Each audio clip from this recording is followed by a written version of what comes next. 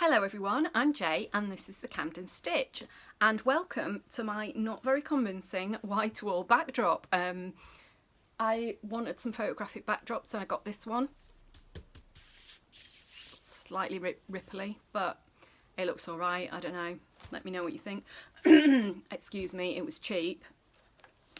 I thought today we could have a little chat about autumn sewing plans. This is my trusty book of sketches, my inspiration, and what I do is throughout the year, when I see things I like or I have ideas, I sketch them out here, different styles. I don't draw croquis, I'm not good enough at sketching for that, but what I do is I have developed a document that's got either 1 or 4 croquis together on an A4 sheet, and then I just punch them up, put them in my ring binder, and then they're just ready for me. And sometimes I colour them in and put in realistic looking hair and lips, so it looks like just like me. So I've done quite a lot for autumn, and so what I've done is I've kind of got out my Pritt stick and pasted them all together, and I thought we could have a little chat about my main kind of ideas for autumn, and you can tell me what you think. So here, welcome to my autumn sewing plans. Here are the colours that I want to be involved in my autumn. I'm not very good with muted shades. I really hate it when it comes to autumn and then all there are in the shops is like muted shades. I want colours to be bright, and so I'm going to be looking at magenta, scarlet, emerald green, electric blue, black, white, obviously yellow, and then as possibles I've got orange and purple, and that's because I've always been slightly on the fence about especially purple. I like purple things, I make purple things, and then I've noticed I don't wear them. And actually when I used to buy ready to wear, I noticed that the purple clothes always used to sit unworn in my closet, and I don't know why. And it's the same with orange, and they are actually both they are colours in the spectrum that are kind of in between, aren't they? In between, they're secondary colours rather than primary colours. I picked out a few patterns which I really want to sew up this autumn, and I've got some fabrics out which kind of are echoed in the colour palette, so I wanted to show you the patterns that I got in mind, and the fabrics, and also some of the sketches that I've got to sort of inform my autumn sewing. So I'm going to start off with this baby, which as you can see from the envelope I've already traced out. I have already made a toile of it. It's that one, that view. Aren't those tights amazing, by the way?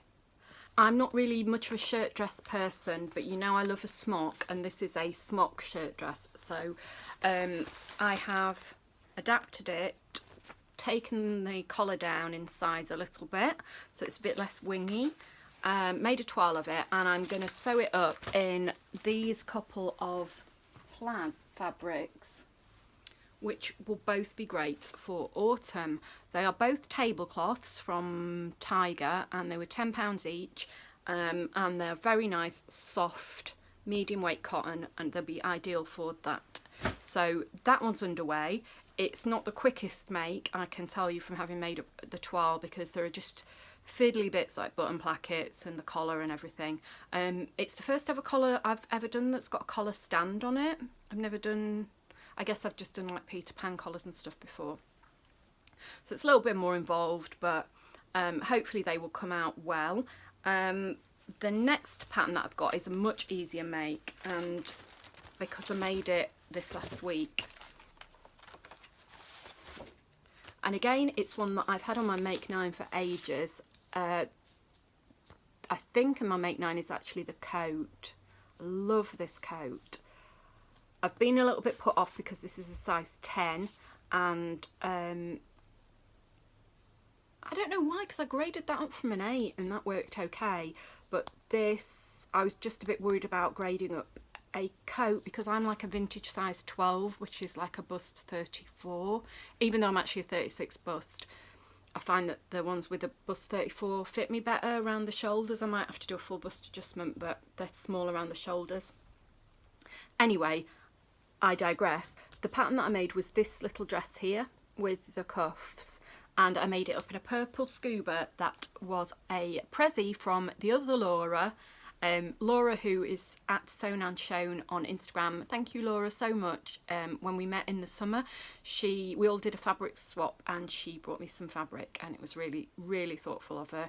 And I didn't know what to make with this scuba. I thought this was a perfect pattern because it calls for, you can make it in knits or wovens, and but I did use a zip in the back, because obviously because of the polo neck, wouldn't have been able to get it on otherwise. So I wanted basically a firm knit. Is perfect for it, just the right weight for autumn, and I really like how it's come out.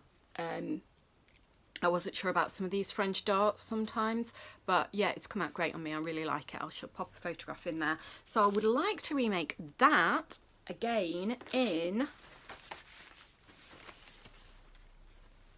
this lovely emerald green Ponte, and these are always wildly over ambitious, by the way, aren't they, these sewing plans? This lovely bright red polyester knit from Colville. I've got 3 miles of that. And I would also like to make it in this Ponte knit that I got from the textile centre last year, I think. Yeah, it was. I got it at the Knitting and Stitching Show. I'd been looking for leopard Ponte everywhere, and they had it there, £5 a metre. That, and finally this. So I want to make one of those little polo neck dresses in all of those, and I shall batch sew them, and hopefully I'll be able to knock them out of the park, and then I'll have 4 lovely ideal autumn dresses. They're just the right size that you can get a thin polo neck on underneath if it's really cold outside, or just wear with the jacket or cardigan if it's not too cold outside like today. Next up, these are all vintage patterns, by the way. I would like to make one of these pinafores, or a version of. If you look closer, you can see they've got this really nice button detail on the shoulder. I really like that, and yeah, that's a size 12, so I won't have to mess about with the sizing, which is great. Oh, I didn't realise you actually get the pattern for the blouse as well. I really like that blouse. Look at the line drawings there. The thing is with me is, if I rarely wear separate, so it's a lot of work to make a blouse. But that is a really nice blouse. Anyway, I would like to make one of those in either a check fabric or a corduroy, and I have this very nice corduroy, which was from Pound Fabrics, and also this one, which is a little bit heavier weight, probably too heavy weight for that pinafore, also from Pound Fabrics. So I also might make one out of this, which is some heavyweight cotton, and I think it was originally nice quality fabric, but unfortunately it's suffered some damage, and I got it for 75p a metre because I've got 3 metres there, but right in the middle of it there's a big bleach stain, and also I think it had been suffered some water damage, so it smelt a bit when I got it, as if it had got wet and then dried out. But then obviously that washed out fine, but the bleach stain I've just got to work around. But I've got 3 metres of it. Like I said, it was 75p a metre, so there's no problem with that. That will make a nice dress of some sort.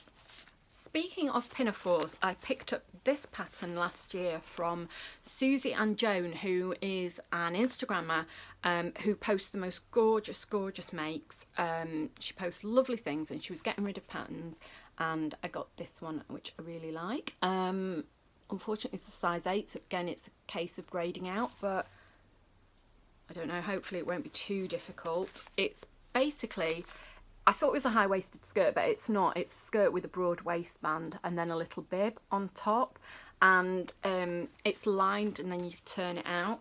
And I really want to use this quite violent orange plaid for it.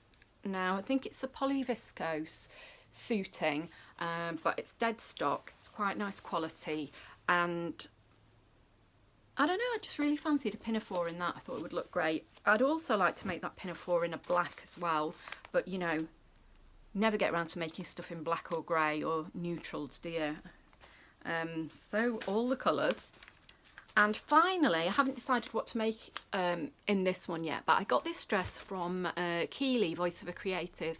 I got this pattern rather from Keeley, Voice of a Creative, during the Great Big Pattern Swap, and I just love the style of it. I think it's such a lovely pattern. I love this purple one here, and I also love this one with the bow and the wide collar.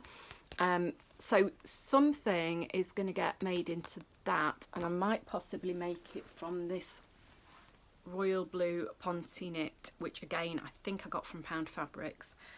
It's just such a lovely colour. That dress is going to be a really lovely comfy dress, flattering. Definitely want to make that up in at least one colour. So this is the pattern palette that I've got. So I've obviously got polka dots, leopard print, plaid, stripe, dogtooth and floral, although no florals have made it into my fabric choices so far. And then a few sketches that I've done. Here's a pinafore with a plaid wool skirt, and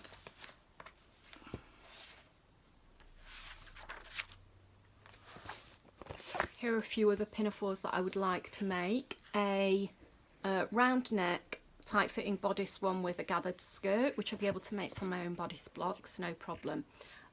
Also this one I'll be able to make from my bodice block, a very deep V-neck, and I've got some black polka dot Ponte that I would like to make that in. I do dream up like ridiculously wildly over optimistic things like this trench coat. It's going to be a long time before I can make something like that. Here's the page where I originally sketched out the that particular style pattern that I've just made up. A few other ideas. I've got this idea for this lovely dress. I've got some of this black watch tartan fabric, and I want to make it into a little flippy dress. I'll post in the photographs now the pattern that I want to use, but it's got puffed sleeves, a round neck, and then I want to make a rather long bow at the collar, at the neckline rather, out of white broderie anglais. That is definitely going to get made. I just have to work out whether I'm going to use a pattern that I've got and adapt it or draft my own pattern. But that pretty much concludes a little look at my autumn sewing plans. I've also got loads and loads of plans for coats on the way. I've got a coat on my cutting table at the moment,